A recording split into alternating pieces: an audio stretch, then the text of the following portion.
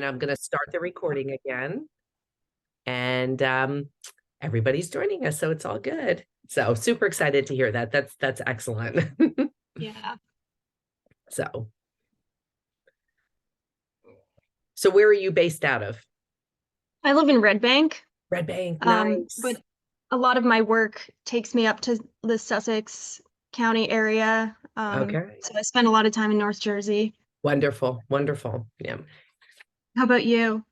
So I'm Hunterdon County, so kind of right west central or whatever. So Nice. yeah, and our Hunterdon leaves County's are beautiful. it is beautiful. I was just talking to somebody who actually I was down in Atlantic City yesterday for the League of Municipalities conference, and even further south than that, they still have leaves like a lot on their trees. I'm like, we're beyond, we're practically beyond that. So it's interesting how Yeah. different regions, but I love this time of year because, with the mountains and everything, just like in my background, right?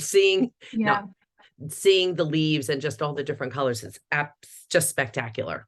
It really is. Yeah. Yeah. And it is amazing how, for such a small state, there is such a difference in onset of color Absolutely. change and everything. Yeah. Yeah, it's good. So welcome everybody that's joined us tonight. I think we'll get started just to be respectful of everybody's time. It's like 7:03 and people keep joining. So let's get started. So again, welcome everybody. My name is Lori Jensen, the Executive Director of the New Jersey Forestry Association. And we're super happy to have you here tonight, whether it's your first backyard forestry or if it's your 50th or even 100th, because we've been doing this for a long time. We're grateful that you're here. So before I move on to the slide, I just wanted to maybe with a show of hands, how many people see what we did or what Christine did with this title? There's 3 words that are kind of standing out. So does anybody know why they're standing out? Just raise your hand or say hello or put something in the chat and I can get back to you. Oh, look, we're getting some raised hands.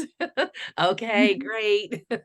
So very cool topic. We're super excited to dive in. So thank you, everybody. And I'm going to move along.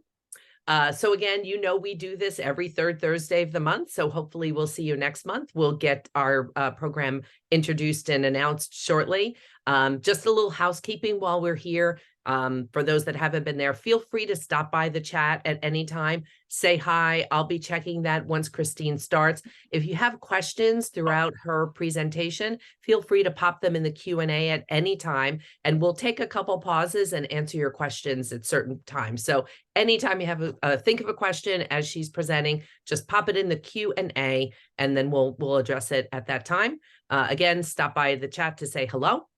Okay, and real quick, why is that not changing? Stay. Okay, so we just got done with some walks in the woods and they were super successful. The people that attended were really happy with it. So there are more walks coming soon. So it's just an informal program that we just started this year. So again, if you get my emails, you'll get some announcements on them, and just really fun and cool. So anytime getting out in the woods, it's a good thing for sure.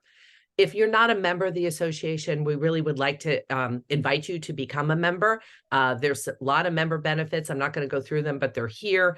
You can go to our website, which is njforestry.org, to join. If you are a current member, if you feel like increasing your level of support, we won't complain.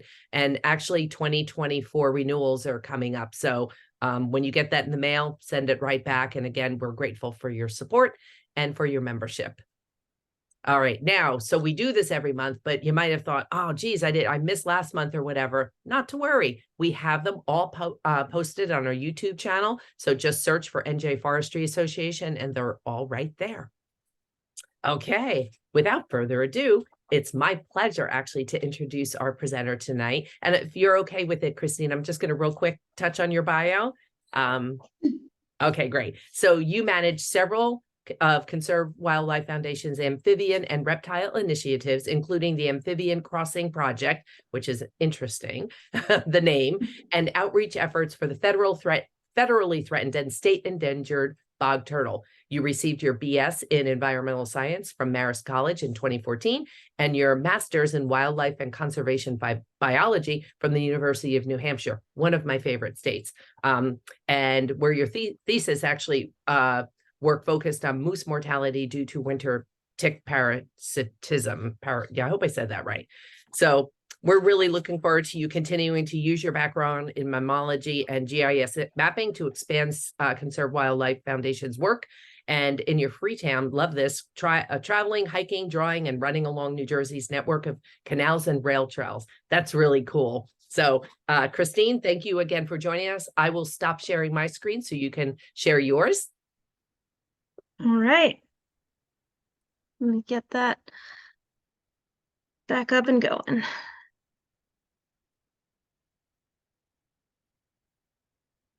All right, hopefully everybody can see that. Perfect.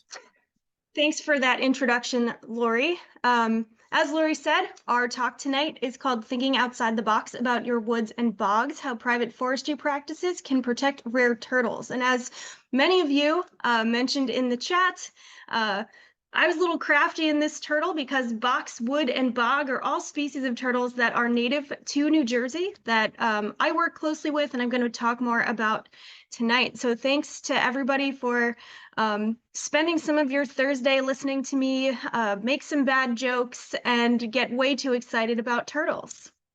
So I didn't actually realize that Lori had my full bio, so I was going to introduce myself quickly, but you already know that I work for Conserve Wildlife Foundation of New Jersey. We are a nonprofit that works statewide to protect rare and at-risk species, and we do this through scientific research, habitat restoration, outreach to landowners, and education. Like Lori said, my background actually, as far as my grad school work went anyway, was with moose. So this transition to reptiles and amphibians is a new and exciting opportunity for me to get to know some different kinds of wildlife, though mammals will always hold a special place in my heart. Been working with herps for about 4 years now, and so I truly identify with Zombie Kid when I say I like turtles, and I'm assuming that since you all are here, you also feel similarly. So I'm just going to do a quick background on turtles before I launch into introducing you to our specific species. I do a lot of public outreach work. I do school programs and I take folks on walks to vernal pool ecosystems. And when I do talks like that, I always like to ask people what their favorite amphibian is. And I do this for a very specific reason, because almost every time I ask that question, somebody will tell me that it's turtles. And I'm here to tell you that turtles are not amphibians. They're actually reptiles. They're part of an order called testudines, which refers to the fact that they have a very special shell. They're actually the only vertebrate that has a shell. And if you ever watch old cartoons, there's often a bit where, you know, a little animated turtle takes off the shell as if it's a jacket. That is not how turtle shells work. Turtles do not ditch their shell and find a new one as they grow. Their shell grows with them because it's actually a fusion of their ribs and their vertebrae. And so here's a picture of a skeleton of a sea turtle so that you can really see what that looks like. So turtle shells are unique to them. They are great protection, and you know, turtles evolved 230 million years ago, and during that time they've lived through 2 mass extinctions and came out on the other side of it just fine. So this anatomy really is wonderfully adapted to their lifestyle. Globally, there are 14 families of turtles and about 350 species, though that number goes up and down as new species are discovered and as others unfortunately go extinct. If you're a fan of turtles, then you should probably put Southeast Asia and the Southeast US on your travel bucket list, because those are kind of the global hotspots where you'll meet your peak diversity. Turtle is kind of an umbrella term that encompasses a few different groups. We have turtles under our turtle umbrella, and that refers to individuals that spend some time on land and some time in the water. A tortoise is specialized to live exclusively on land, and a terrapin is adapted to brackish water, so water that's not quite salty enough to be the ocean, but certainly not fresh water. It's kind of what you would find in our estuaries and our bays. They're also ectotherms, which is the fancy scientific way of saying they're cold-blooded.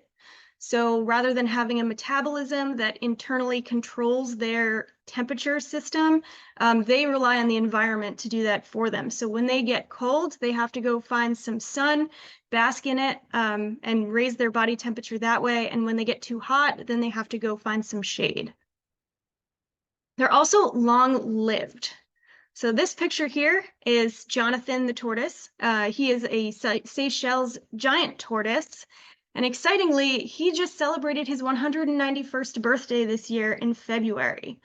That is a much longer lifespan than we would expect in most turtle species. Even in his species, he is a captive individual, and so that definitely extends the lifespan. But even, you know, with the best of care, you're not going to find humans living to 191. So that's pretty awesome in some ways. But it also creates a conservation concern, and it furthers our concern because turtles have kind of a delayed maturity. And so I'll kind of explain what that means using this really cool infographic that I got from the U.S. Fish and Wildlife Service. And so this is actually about snapping turtles. So I've adapted a little bit to include boxwood and bog turtles. Your typical white-tailed deer will reach maturity at the age of 1. So that means they can start to reproduce at 1 year of age. A black bear, you know, this infographic says 5 years in New Jersey. It's more on average of, you know, they reach maturity at 3 years. So that's when they'll start producing cubs. Snapping turtles don't reach their maturity until 17 years. Boxwood and bog turtles are a little bit smaller than snapping turtles, and so they come of age a little bit earlier than that, maybe between the ages of 8 and 16, depending on the species. However, when you factor in how high mortality is among hatchling turtles and turtle eggs, only about 1% of eggs that are laid by turtles survive to adulthood. Your typical box turtle is not adding to the population until they're roughly 28 years of age, and a bog turtle roughly 32 years. Now, I extrapolated that a lot, but that kind of underscores why turtles are such a conservation concern, because they're a long-lived species with a low rate of successful offspring.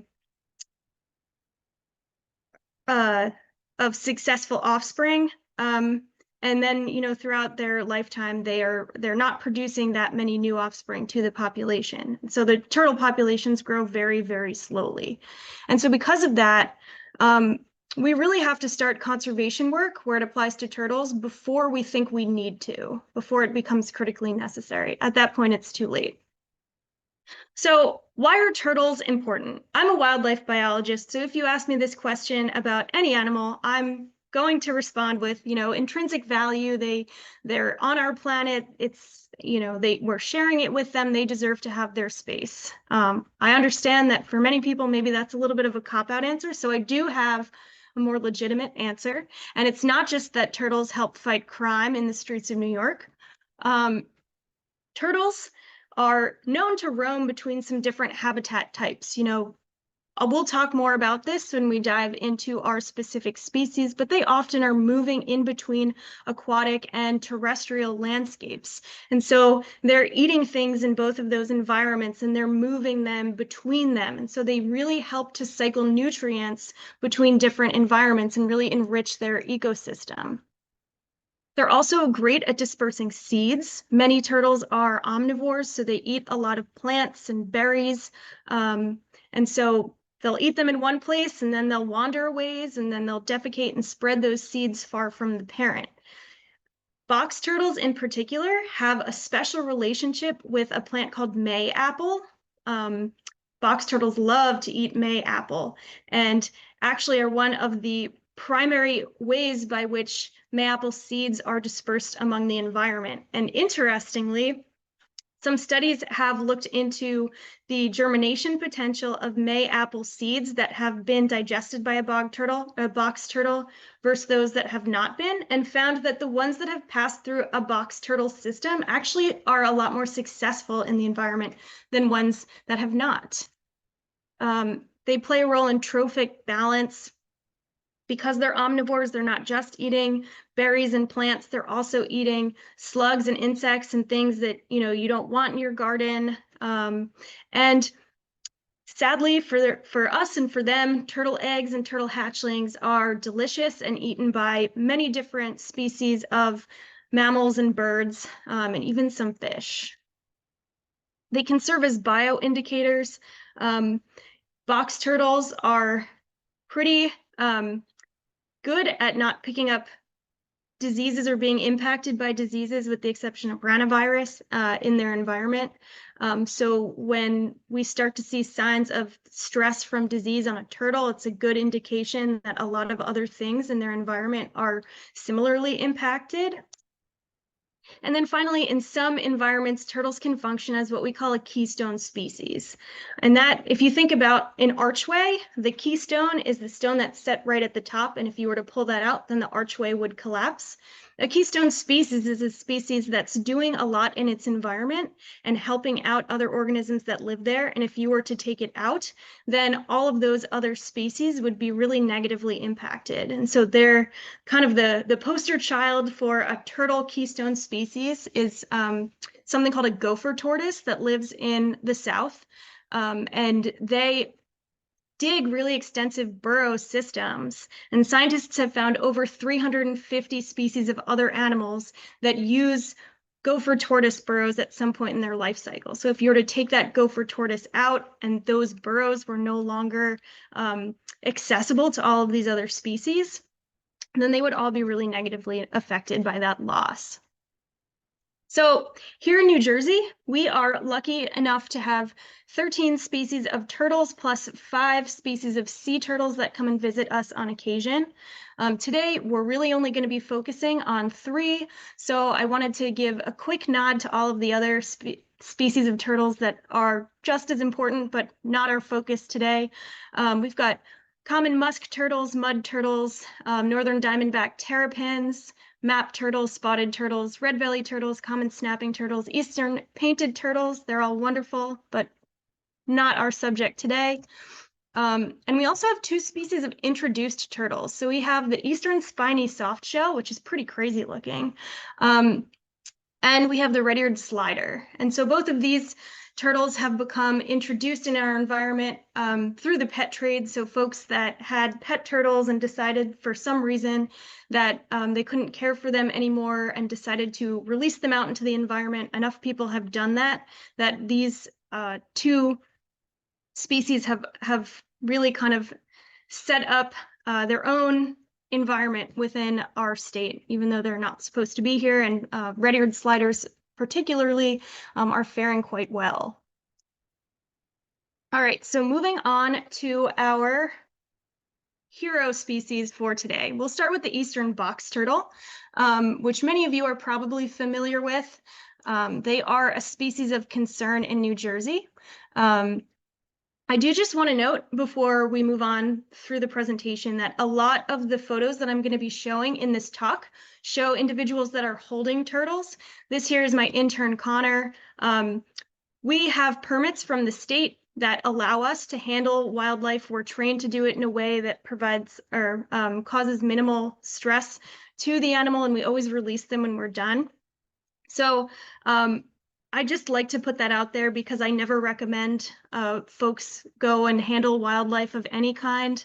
The only exception as far as turtles go is if you were to find a turtle in the road that's trying to cross. In that instance, then it would be fine for you to go pick up that turtle and move it in the direction that it was going so that you can, give it a helping hand and help it avoid getting hit by a car. So that's just my little disclaimer on, all the turtles that we're holding here.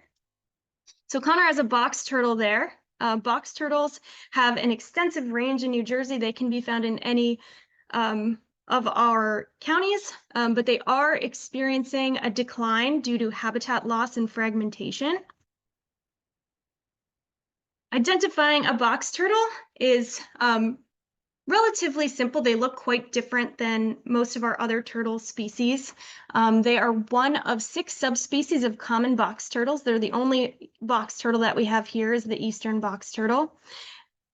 Individuals have patterns that can vary pretty widely, but they all are splotched with these beautiful yellow sunburst patterns across the top of their shell called their carapace. And the carapace is also highly domed compared to other turtle species that are native here, because box turtles actually can pull their body into their shell and kind of close up because they have a hinge on the bottom of their shell called a plastron. They are the only turtle that we have here in New Jersey that's capable of doing that. And they grow to be about 5 to 6 inches in length.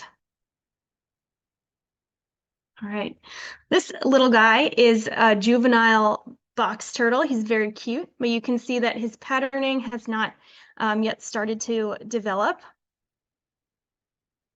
Box turtles are omnivorous, like we talked about before. They love to eat May apple, but I've highlighted mushrooms here because box turtles are not susceptible to the toxins in our, scary native mushrooms that make us all worry about going foraging. Box turtles can eat those mushrooms no problem. And interestingly, when they do, the toxins can permeate their skin and temporarily make them toxic to predators, which I just thought was a really interesting fact about them.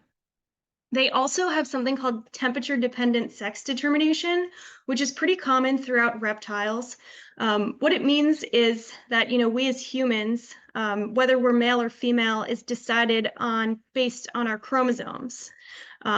With box turtles, their chromosomes don't determine their sex. The temperature at which the eggs incubate does. So warmer incubation temperatures tend to lead to female offspring, whereas cooler temperatures yield males. Females generally have larger home ranges than males in this species. They're typically on the move between 1/2 to 10 acres, averaging, maybe 2. And they can live to be pretty old, between 50 and 80 years in the wild, which is definitely nothing to scoff at. All right, habitat use of box turtles. Box turtles are active from around April to late October, or whenever we start to get our first frosts. Because they are ectotherms, most reptiles and amphibians will enter hibernation. We call it bromation for ectothermic animals, because they just can't get enough sunlight to really heat their body temperature up as much as they would need in order to be active. So they will enter bromation throughout the winter months. Juveniles like to use high density vegetation, similar to what you would see in the picture, and that is because it gives them a lot of areas to hide from predators. Juvenile box turtles are very small. So that image that I showed you in the previous slide, this guy, that is a juvenile, but that is a juvenile that has been head started, which means that a scientist collected him shortly after he hatched, and he was raised by school kids up in Massachusetts that have a permit to do this work. And he was fed and taken care of for a few months to help him grow faster, and then was re-released into the environment that he came from at a larger size so that he's less susceptible to predation. So this is a one-year-old turtle, but he is much, much, much bigger than we would expect a one-year-old turtle that had not been head started to be. So juveniles are very small and like to use high-density vegetation to hide from predators. Box turtles also use a mosaic of habitat types that will vary seasonally. So in the winter, you'll often find them in the forest. In the spring, they'll inhabit ecotones or edge habitats, so where forest becomes shrub, becomes fields, kind of in that nice middle section. They'll spend a lot of their springtime there because it provides them with shade, but it gives them quick and easy access to sunlight as well.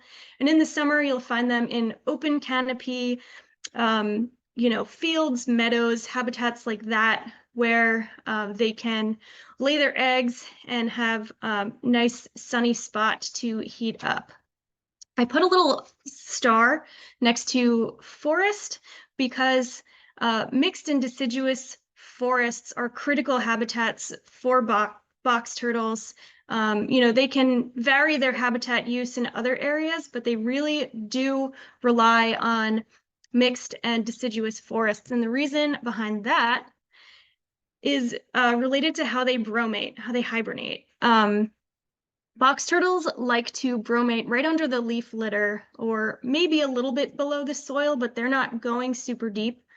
Many turtles will go underwater or under, deep mud to really insulate, but box turtles have a much higher tolerance for the cold than other species do. And so they usually just kind of nestle beneath leaves, which provides some insulation, but also just kind of work to conceal them from potential predators. And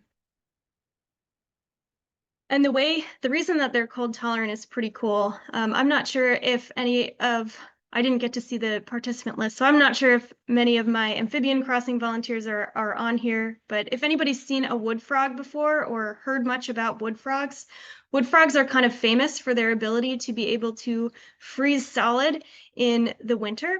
And they do that by amping up the production of glucose in their livers as it starts to get cold, and then they flood their bloodstream with glucose, which helps to prevent their cells from exploding as they start to freeze.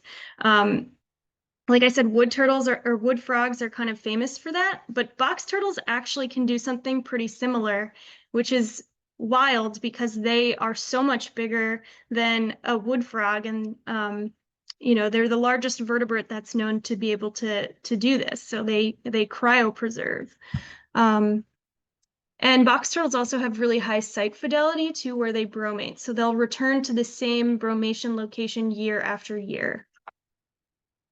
Moving on to wood turtles. Wood turtles are my favorite turtle species, if I am allowed to pick a favorite. They are currently a state threatened species, but they are a candidate for potential listing at the federal level. We'll figure out whether or not they are granted that next year. They do have a more limited range throughout the state than box turtles do. You'll typically find them more in North Jersey and along the northwestern border of our state. They are the biggest of the three species that we'll be talking about today. They grow to be between 7 and 9 inches, with males being larger than females.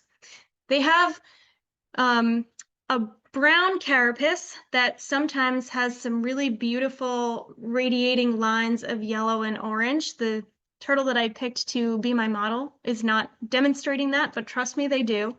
Their plastron is yellow in color with black splotches along the outside, and they have really pretty red and orange coloration on their neck, forelimbs, and their feet.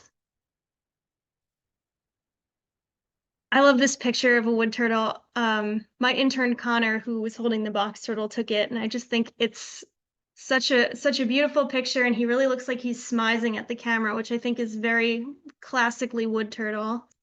They can live to be over 70 years old in the wild.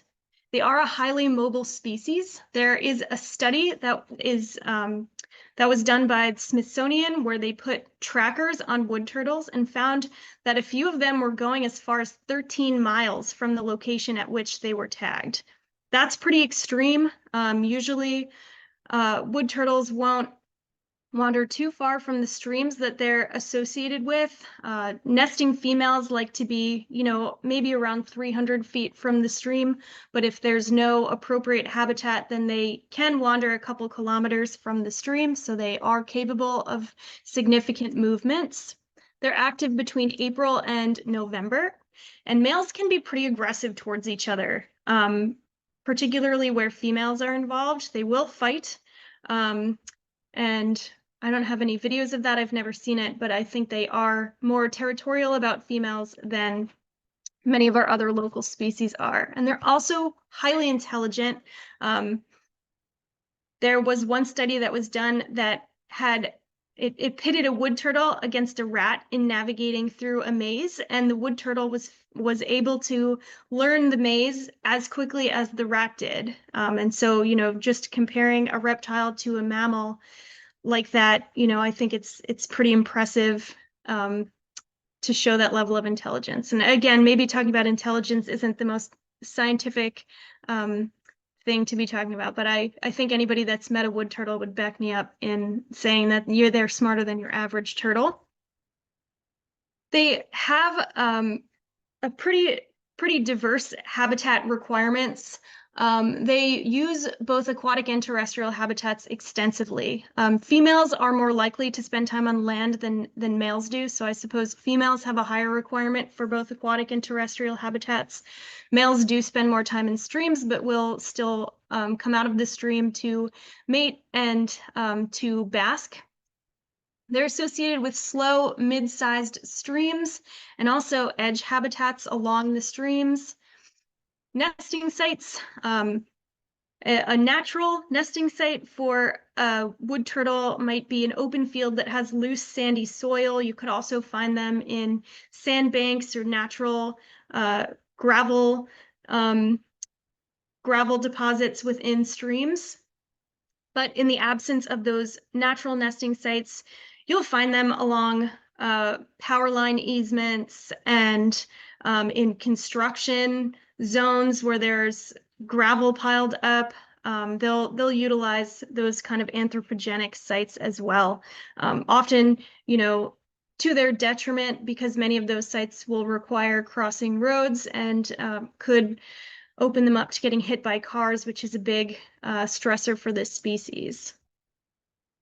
And then finally, our bog turtle. Bog turtles are state endangered, federally threatened. We've been working to protect bog turtles in New Jersey since the 1970s. So we've been working with this species for a very long time. We were very proactive in its conservation, but it's, you know, still a species that is in trouble and really needs some help. This range map for bog turtles might be a little bit generous. This middle section here historically was a habitat for bog turtles. To my knowledge, there have been very few records that have been found in that area in recent years, so it's possible that there could still be bog turtles there, but they may also largely be extirpated from that location. When we do our bog turtle work, we're typically targeting Sussex and Warren County in the north and Salem County in the south. Those are kind of our hotspots in New Jersey. They also happen to be our state reptile, and I love this story because it happened pretty recently. I believe it was 2018, and it occurred because a group of fifth graders started a letter campaign to Governor Murphy, really singing the praises for the bog turtle and why the bog turtle was so important to New Jersey and so iconic of here. And because of their efforts, it was given this honor of becoming our state reptile.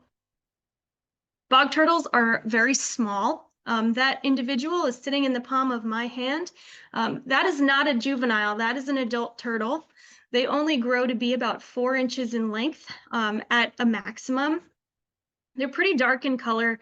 Their plasteron and their carapace don't really have any particularly exciting markings like the other two turtles that we discussed, but they do have this really bright, beautiful yellow-orange patch on their neck, which is a great distinguishing feature of our bog turtle. Like our other species, they're active between April to October. Bog turtles will lay about 2 to 5 eggs that will incubate in the sun. Bog turtles are very lazy parents, and so as soon as they lay their eggs on top of vegetation, they're kind of out of there and they rely on the sun to incubate. And that's one of the reasons why they have such a need for open canopy habitat that we'll talk about on the next slide. They bromate underwater in deep mud and also underneath exposed root systems that occupy edge habitat around their wetlands and can live to be 40 to 50 years or older. They're also very vulnerable to predation in a way that, you know, our other two species aren't as much. Because bog turtles are so small, they're definitely palatable to more species than would be able to eat adult wooden box turtles. Bog turtles are what we call habitat specialists. So they really rely on one specific habitat type, and that is a spring-fed bog or a fen. And when I talk to landowners about this specific habitat, I like to tell them that the louder the squish when you stick your leg in the mud, the happier the bog turtle will be. So they really need really mucky soils in their wetlands. They also often associate with rivulets, which are very shallow, slow-moving streams that are very narrow and can kind of serve as highways between wetland complexes for bog turtles. And these wetlands need to be early successional. So if anybody's not familiar with succession, it's just the increase in height of vegetation, of dominant vegetation in an environment over time. So, you might start with grasses and then shrubs will pop up and succeed the grasses, and then saplings will move in and shade out those shrubs, and then hardier, more mature trees will grow up and shade out the smaller trees. So that's succession. So bog turtles really need habitats that's kind of like stuck in the grass phase. And when I say grasses, I don't actually mean, like your turf. I mean, tussock sedges, sphagnum moss, shrubby cinquefoils, ferns, cattails, things like that. Those are all characteristic of bog turtle habitat. And they also will use forested edge surrounding their open wetlands. They'll use that in the winter and also for shade if they're not under the mud. And bog turtles spend quite a lot of time in the mud. The hydrology of their environment makes surveying for bog turtles pretty difficult, and you compound that with the fact that they spend so much time under the mud, and also that they're small and really well camouflaged. And I don't need to tell you that surveying for bog turtles is really hard. And it's so hard that there are a few consultants that I know that have lovingly considered them to be New Jersey's unicorn because they're so hard to find. They're essentially a cryptid. Turtles are up against a lot of different threats. And some of these threats, they're not specific to turtles. There are a lot of species of wildlife that are suffering from the same thing. The biggest one, of course, is habitat loss and fragmentation, or kind of creating islands out of different necessary habitat components that might force them to cross dangerous barriers in order to access all parts of their habitat. Vegetation succession, like we talked about, all three of the turtles that we're highlighting today require open canopy habitats at some point. So succession is a threat to all of them, but especially to bog turtles. Brood mortality, where habitat is fragmented, nest predation, diseases, particularly rhinovirus, and poaching for the pet trade. I think we'll take a quick pause here, Lori, if anybody has any questions that they want to ask about, turtles before we move into more land management. Absolutely. That's perfect. Great. So yeah, there's I think seven questions. So this is great. The first one is Nicole just wanted to go back, and I know it's at the beginning of this slide presentation, so maybe we can do it later. She wanted you to go over the age species each species can reproduce, because she was writing it down, but then her pen ran out. So maybe we can address that later, or you might have it offhand. I don't know. Sure. Box turtles are typically, there's a range for all of them. The average for a box turtle would be maybe around 8. A bog turtle maybe closer to 12, and a wood turtle more like 16. But there's a pretty big range for all of them, and it depends on where in their range they live. So individuals that are located further north in the range might reproduce at a later age than ones that are further south, just because of how fast they can grow. Okay, great. Thank you for doing that. And Michael, hi, Michael. He wants to know if you can expand on which environments turtles are keystone species. Yeah, so the turtle that I had mentioned, the gopher tortoise, they live in an ecosystem called a longleaf pine ecosystem, which they're a southern species. We don't have them here in New Jersey, but they live in longleaf pine, which is I think it's it's similar to the pine barrens in the way that it's closely associated with fire. Um, I don't have any other examples of keystone turtles off the top of my head. I know some sea turtles are, but I wouldn't really be able to go into detail about that. Okay, that's great. That's great. So here's a question as it relates to like our property. So how about the turtles that come up from the lake and lay eggs everywhere in the garden? So they dig and lay the eggs and damage the roots of plants and flowers. So this person says they usually lift them up and put them back into the lake, which is behind our house. Good, bad? What do we do? I think, because turtles are so slow to reproduce, if you ever see a nesting mother, I would kind of just leave her alone. And as far as the eggs, it's always good to put, like chicken wire around them rather than moving them, because if you shift the orientation of a turtle egg, the embryo actually can be destroyed with little movements. So I would always just kind of leave them. I would imagine, well, I'd have to see it. That sounds like a pretty characteristic snapping turtle move, but probably not if they're picking them up and putting them back in the lake. So, yeah, so cage off the eggs with a large enough gauge that hatchlings can get out, and just let the mother finish nesting. There you go. And if the person that wrote that, if you know what type of species it is, pop that in the Q&A as well. Just curious, actually. Yeah. It might also be painted. Okay.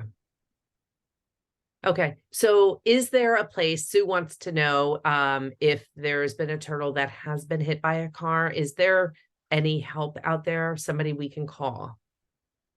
Yeah, there are not a lot of turtle rehabbers in New Jersey, but there are a couple. I don't have the names off the top of my head. I want to say that Woodlands might be one, but I would want to check on that. I'm not sure. Don't just call Woodlands if you find an injured turtle. Yeah. If I think, if you find a turtle that's been badly hit by a car, if it seems like they're gonna die anyway, sometimes vets will euthanize them if you bring them to a vet, but it's just a little more humane than letting them sit out on the road. For sure. Okay. And if we get information, if there are other places for rehabs, we can add that to the post-webinar email, because we usually, That'd be wonderful. put an email out. So so we can chat about that later. And if we, we can provide some information. Awesome. Yeah. So then Sue also wanted to know, are there any New Jersey turtles that harbor diseases that are transferable to humans? Not that we're picking them up because we're not supposed to, but if we're moving them, right?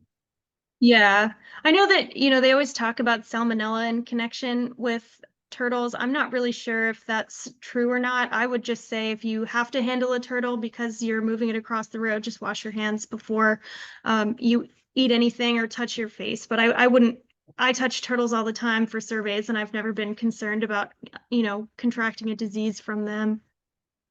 Excellent. Excellent. So this is a question about the bromating. How do they breathe if they're under the water or mud? That's a great question. I was thinking the same thing. That is a phenomenal question, and it's actually something that I plan to write a blog post about in the near future. It's going to require some more research on my part. I know that they can breathe somehow through their cloaca, which, is the multi-purpose orifice in birds and reptiles both. But I don't know the mechanism of how they do it, to be honest. I would assume it's like some kind of gas exchange across the skin, but I will be writing a blog post about that soon. And Okay. I will advertise it when it comes out. Yep. and we will share it for sure. So that would be great.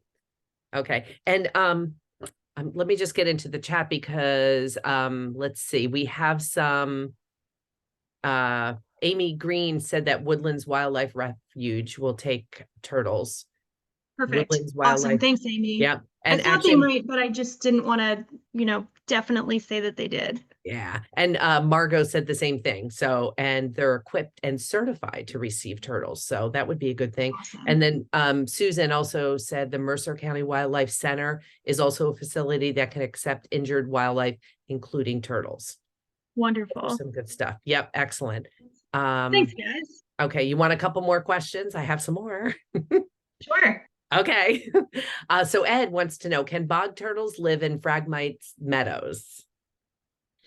Frag is actually we'll talk more about management for bog turtles. We do not like Phragmites for bog turtles. Frag has a really extensive root system of rhizomes that reduce the squishiness of the mud. It actually totally changes the hydrology in a wetland. So we would treat Phragmites that occurs in bog turtle habitat. We don't want it there.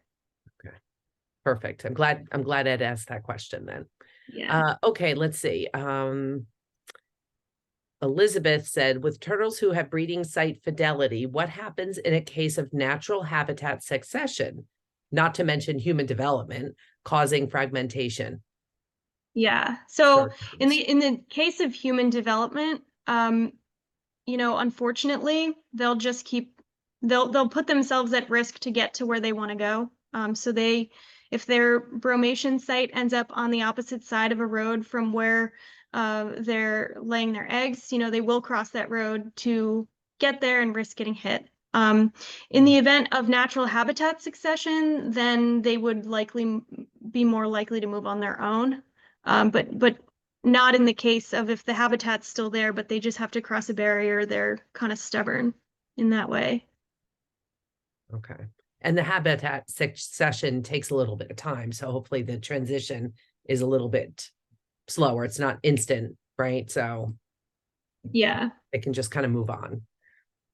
So Ed had a good point about curbing along roads. Can it be designed to allow turtles to climb over them?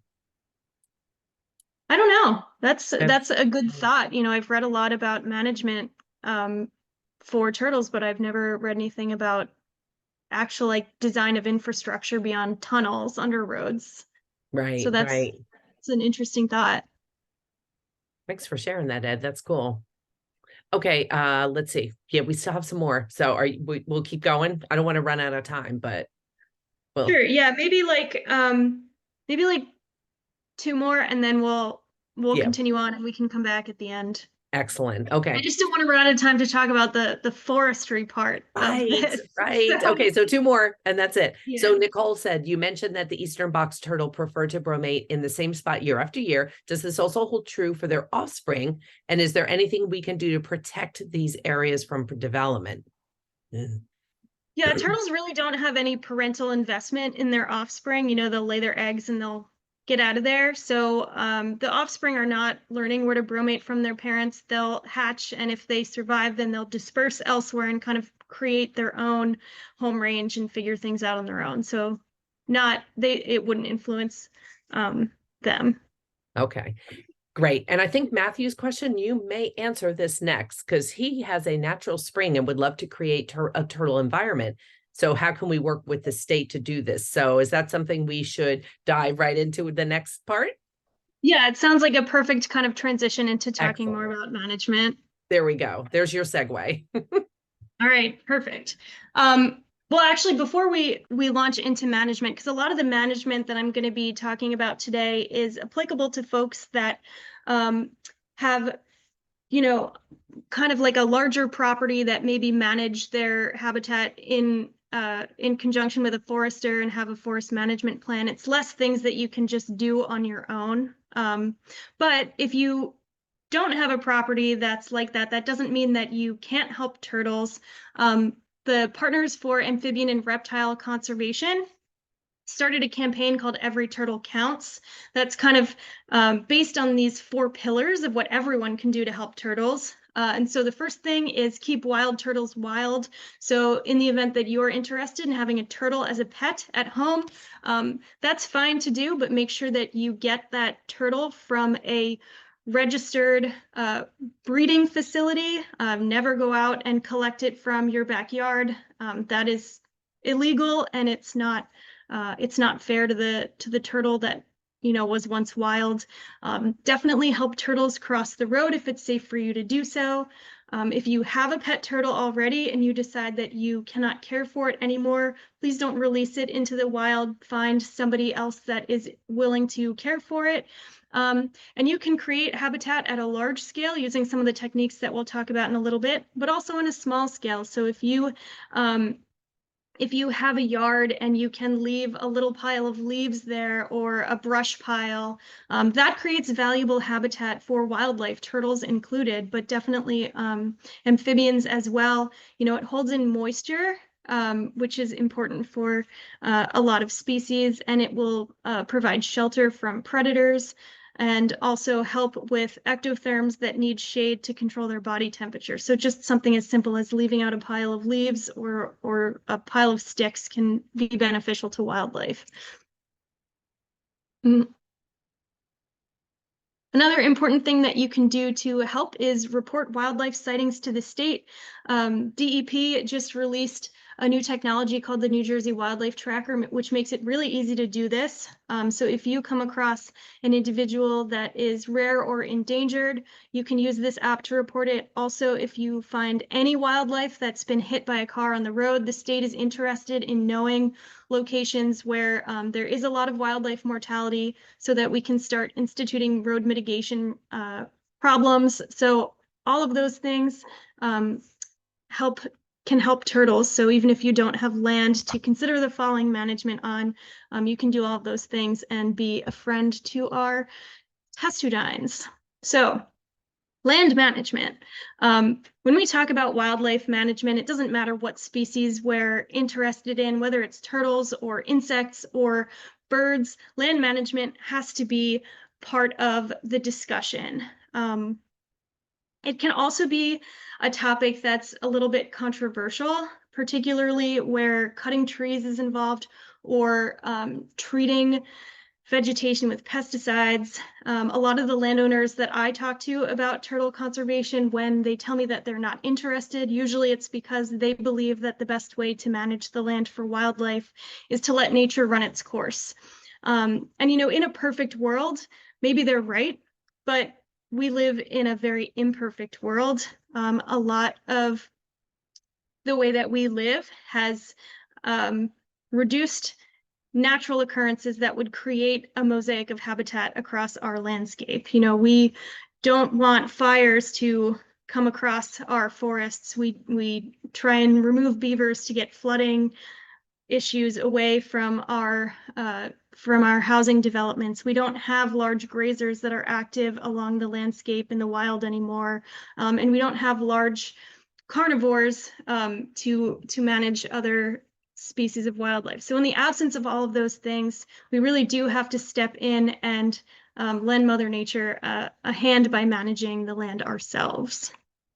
And so, but there is a right and a wrong way to do that, and the right and wrong really depends on the species that you're targeting, that you're trying to help. And so land management is important for everything.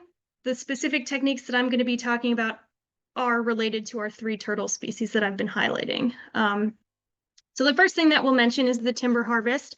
The timber harvest can have negative impacts on turtles, and one of the main ways that it can do that is through direct mortalities by crushing using heavy equipment. And I put this on a slide of possible negative impacts because there are ways to get around this that I'm going to talk about on the next slide.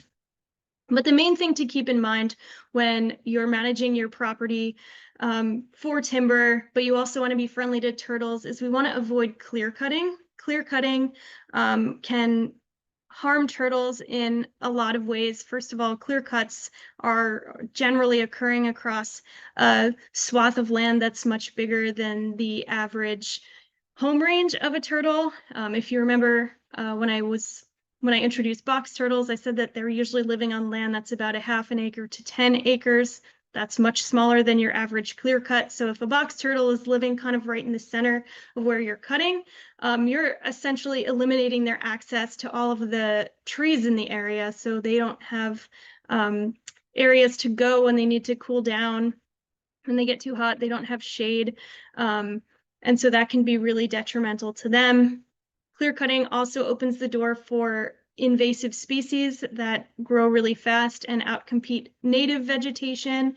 It can cause soil erosion and increases the ability of predators to find turtles. So for all of those reasons, clear cutting is definitely not a technique that you would want to use when managing your property for turtles. For other wildlife, it might be great. Moose actually respond well to clear cutting, but turtles do not. So turtle approved methods of timber management would be more like shelter wood, group selection, patch cuts, salvage, things that are not affecting as large an area as a clear cut would. Using these methods can actually create nesting sites for them and make them in pretty convenient proximity to their bromation sites. It can also create bromation sites for them.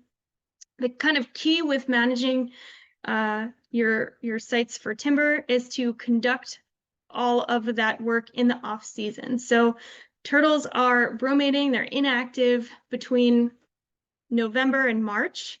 So if you need to use heavy machinery to remove trees on your property, if you plan that work between that window of inactivity, then you have a much lower chance of incidentally hitting a turtle with your machinery.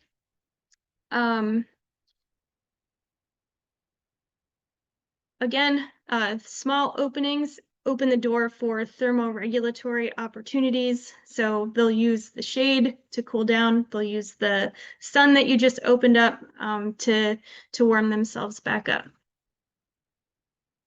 When possible, to use hand tools for timber management, that's always a good option. Where that's not possible, though, consider using vehicles when the ground is frozen. And also discontinue the use of logging roads after operations. You don't want to attract turtles to, your new habitat, but then constantly be using a road that they might need to cross to get between sections of their habitat. Forest management in riparian areas or along streams. This is really kind of most important when you have wood turtles in on your property. You should restrict activities that are less than 300 feet from streams between April and October when you live in the right area for wood turtles and when you have a nice stream that you think wood turtles might be using. If you know that wood turtles are active in the area, then you might want to bump that buffer up to 1,000 feet. In the off season, when the wood turtles are bromating, then it's really beneficial to create some small group cuts within that buffer area, especially if it doesn't seem like there are a lot of other open nesting areas for them. This can create that nesting habitat for them, and where possible, it's good to replicate those small group cuts in a few different areas along your stream corridor. Because the replications can reduce the risk of predation. And then finally, woody debris that results from harvesting timber along a stream can actually open up habitat for wood turtles as well. They like to bromate in log jams across the river and also in kind of like exposed root systems. So things like that are really good to leave on your property. Prescribed burns in forest and wetland environments. Burning can cause mortality if it's done in the wrong season, so you'd want to plan it again for the season when turtles are inactive, so between November and March, which is probably when the Forest Fire Service would want to be burning anyway. You should always work to ensure that burns occur on cool days that are less than 55 degrees and are overcast, because turtles will emerge from their bromation on nicer days during the winter if it's sunny and a little bit warmer. So you want to make sure that they are nestled down safely before you have a burn. It's best to use single front fires, so making sure that fires are only moving in one direction rather than kind of radiating out from a central point and across a small area. Exclude edge habitat about by maybe like 100 feet.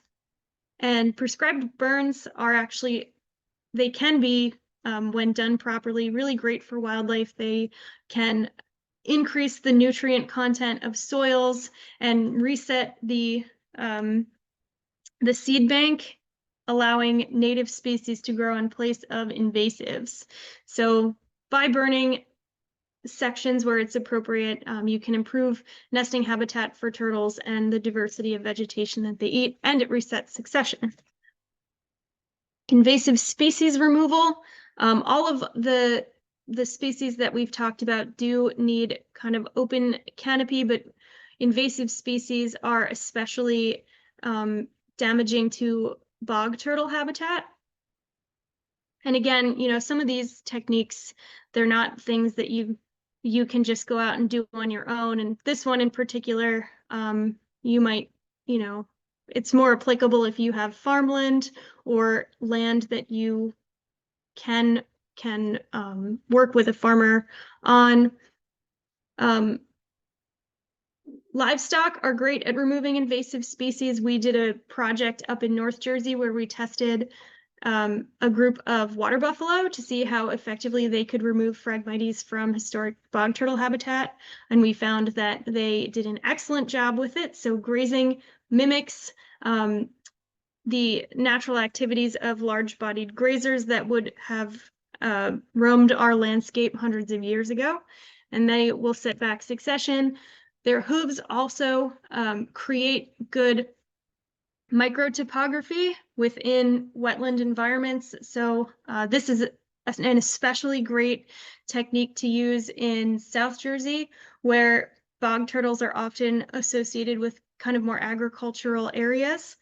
The thing to keep in mind with using livestock, though, is that they should be kept out of nesting areas during the peak hatching season and used at a low density. Mechanical treatments like cutting, girdling, and trimming should also consider what kind of equipment you're using in turtle activity. So if you're using hand tools, maybe it would be okay to do that work during the turtle season, but if you're using anything bigger, then you would definitely want to stay out of the wetland until after turtles bromate.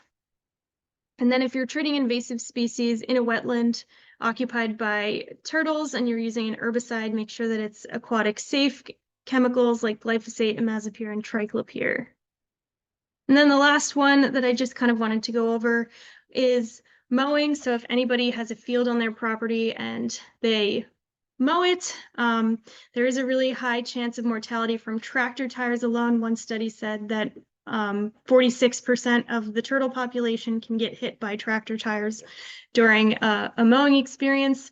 Mowing is great for turtles.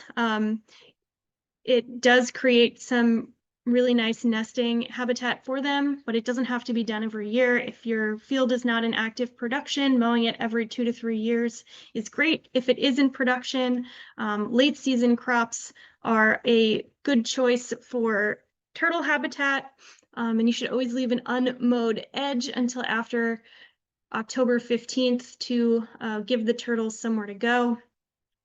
And raising the blade to over 6 inches if you're worried about wood turtles, and over 8 inches if you're worried about box turtles, can also help to avoid turtle mortalities if you don't have the option to wait until after they've started their bromation.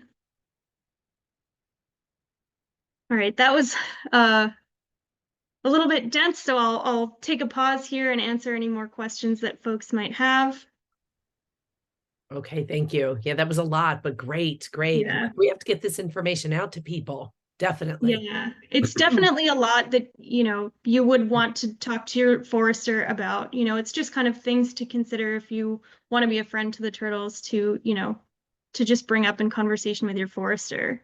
Yeah, for sure. Yeah. So I don't see any new questions, not about this particular section of it. So do we want to go on, and if there's time, we can go back to the other questions, or you want me to Sure. hit you with some of these now?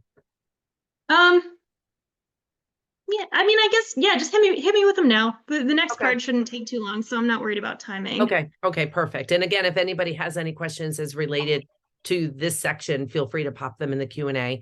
I also should check the chat because there was some good conversation in there as too. It's funny is that somebody was asking if there was a place to report or organization that keeps records of bog total environment.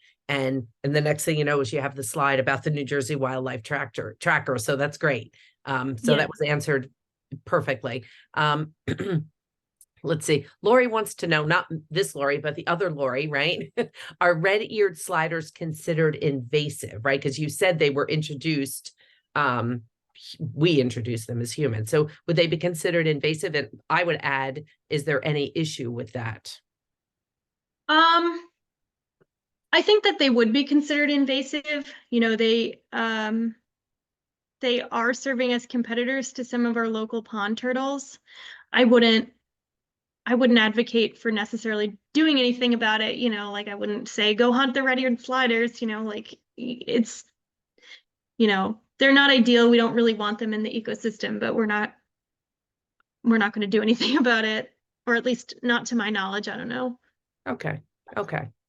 And then Elizabeth had a good question. So climate change, is it causing problems with the temperature-based sex determination?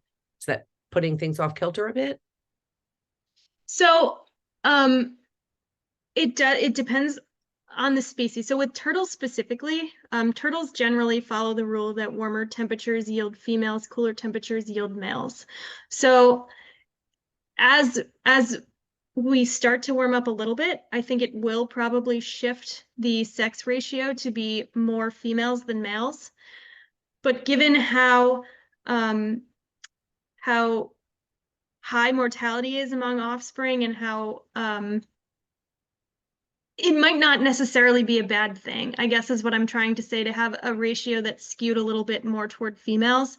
As we start to warm beyond that, though, if males start to fall out of the population, then of course that is a big concern. And it's not a turtle, but there is another kind of reptile called a tuatara, it looks a little bit like a monitor lizard, and they have the opposite with their temperature-dependent sex determination. So warmer temperatures yield males, cooler temperatures yield females. So in that species, climate change is really, really concerning because obviously that's just going to further reduce their population.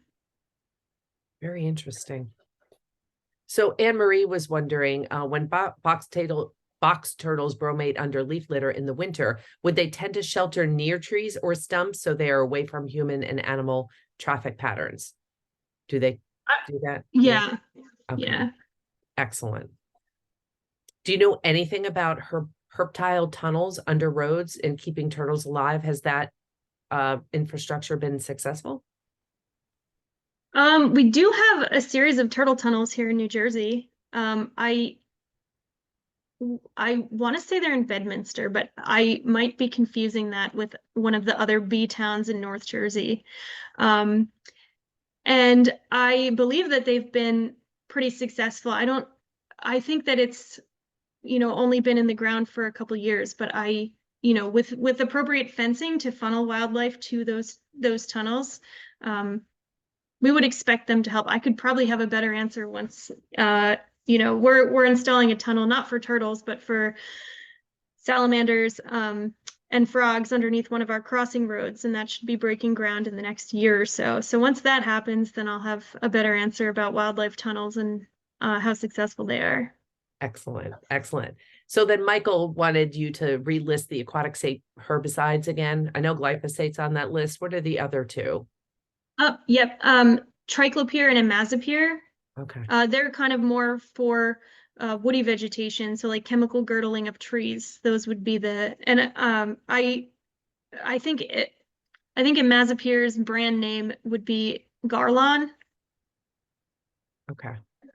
Okay. And again, Mike, we're recording this so you can go back and look at it too. So we got that. So related to the mowing of the fields, when is the best time to mow your fields then? I know we're only doing it hopefully every 2 to 3 years.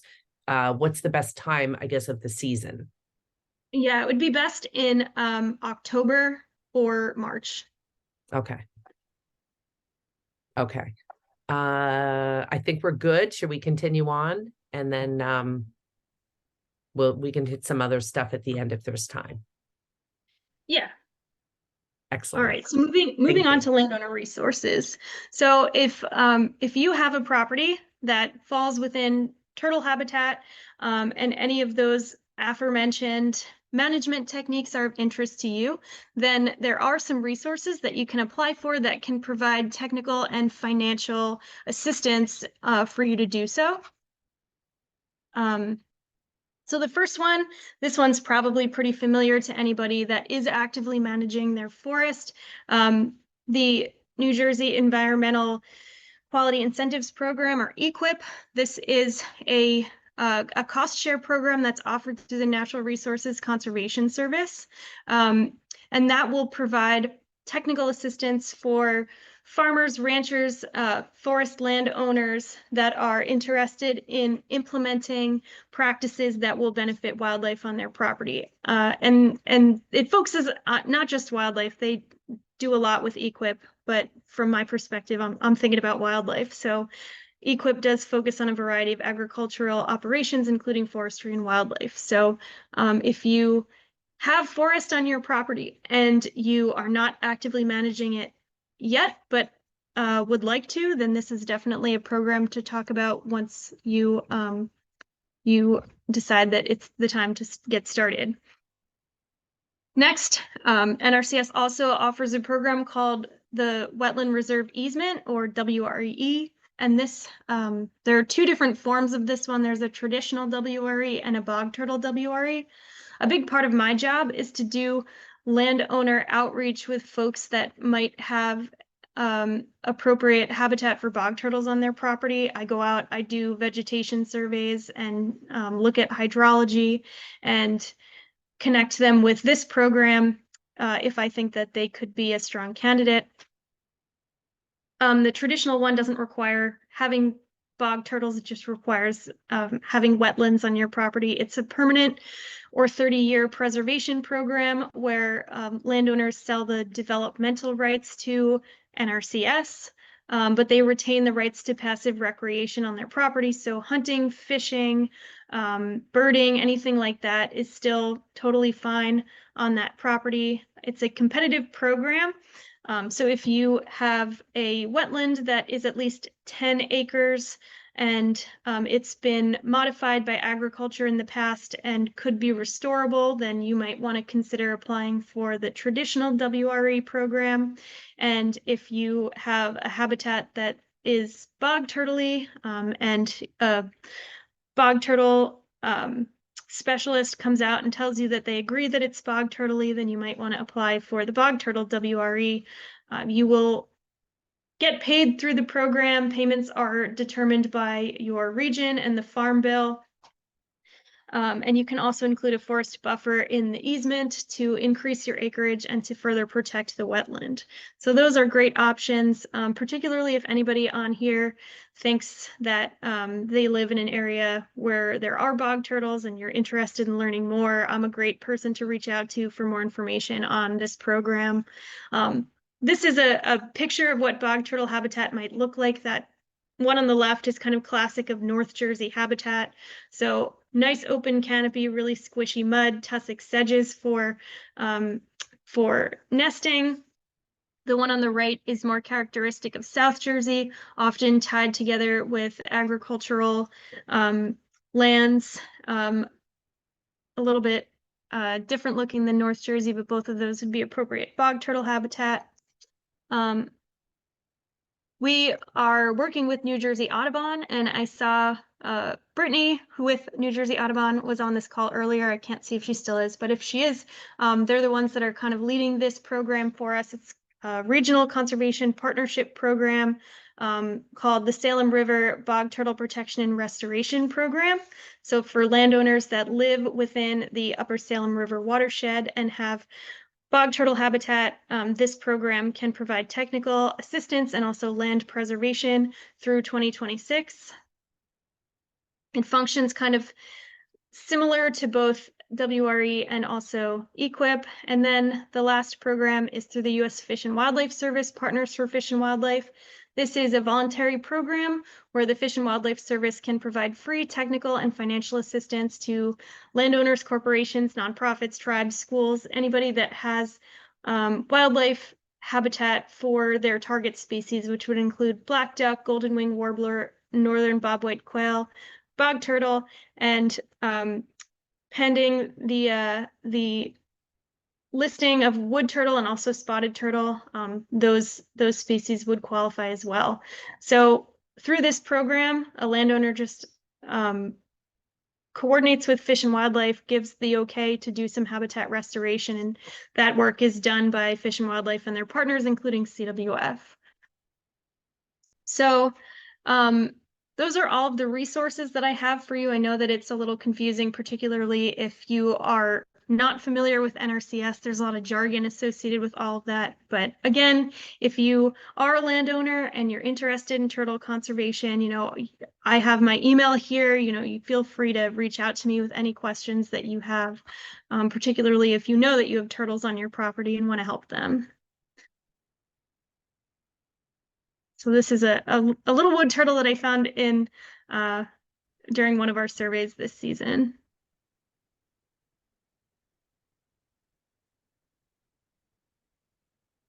So I'm happy to take any more questions if there are any. But thanks so much for listening to me drone on about turtles for the last hour and a half. Excellent. I didn't want to disrupt the turtle video, so I didn't want to say anything, but that was great. Absolutely great. So getting a lot of comments, and you obviously see a lot of the emojis, right? So fantastic presentation. So I know that Doug was actually asking if there was a way to contact you if he did have any questions about turtles. So there's your information, which is fantastic. Do you want to take just a couple of the other questions real quick? Yeah. Okay. So actually, somebody did mention that according to the FDA, the most common germ spread from turtles is salmonella. So wash your hands, and all that stuff. So that's I'm glad that somebody posted that, and you had already said that. So so Matthew said super helpful. Again, we are working with a forester. We are getting rid of invasive species such as wisteria right now. So would we introduce or bring in new turtles to our space eventually, or would we just create the environment and wait for them to return? Which is a great question. How does that work? Yeah, so we kind of operate on the assumption that if you build it, they will come. Yep. Reintroductions are they have their place in wildlife conservation. With reptiles and amphibians, we're a little concerned about that just because they do carry a lot of diseases that they can transmit to other individuals in the environment. So, we wouldn't want to introduce a turtle that could have, say, ranavirus into a new habitat where there could be an existing population of turtles or of amphibians that could then pick up that disease. So we are a little wary about doing introductions. But yeah, if you build it, they will come. Absolutely. I love that. I love that. Okay. Well, thank you very much. I think that's it for tonight. Really appreciate all this great information. I will get this posted as quickly as I can so people can watch it again. And again, thanks for your time. And I hope everybody has a good rest of the night. Awesome. Well, thanks everybody for showing up and hearing about turtles. All right. Thanks, Christine. This was great. Take care. Have a good night. All right. You as well. Thanks, Lori. Bye. Bye.